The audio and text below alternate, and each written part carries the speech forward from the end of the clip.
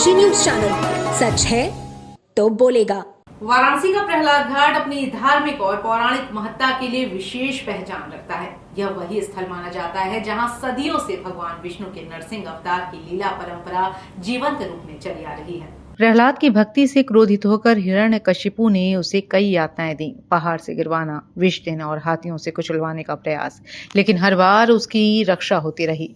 यह प्रसंग आज भी घाट पर होने वाले धार्मिक आयोजनों और कथाओं में जीवंत किया जाता है। कथा के अनुसार जब हिरण्यकशिपु ने प्रहलाद से पूछा कि उसका भगवान कहाँ है और क्या वह खंबे में भी मौजूद है, तो प्रहलाद ने दृढ़ता से कहा कि भगवान सर्वत्र हैं। क्रोधित होकर जैसे ही खंबा तोड़ा गया, भगवान विष्णु नरसिंह अवतार में प्रकट हुए और संध्या काल में घर की देहरी पर अपने नाखून से हिरण्यकशिपु का वध कर दिया।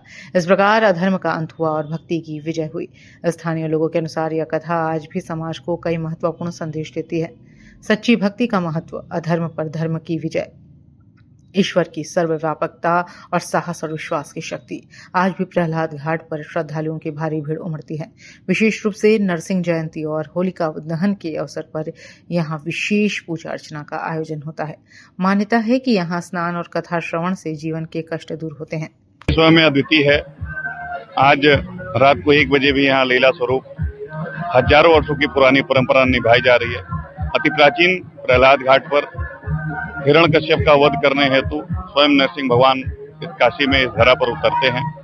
उसी लीला को आज यहाँ पुनः एक स्वरूप देकर के मां कयाधु की उपस्थिति में प्रहलाद स्वयं श्रीहरि को आमंत्रित करते हैं। स्वयं श्रीहरि नरसिंह भगवान के रूप में अवतरित होकर के हिरण्यकश्यप का वध करके पूरे विश्व, पूरे ब्रह्मांड की रक्षा करने के लिए आज अवतरित होते हैं और वो संदेश देते हैं कि पाप कितना भी मजबूत क्यों न हो, उसे किसी भी परिस्थिति में अगर उसने कोई अच्छा कार्य करके प्रभु के किसी शक्ति को प्राप्त कर लिया हो, लेकिन उसका नाश निश्चित है।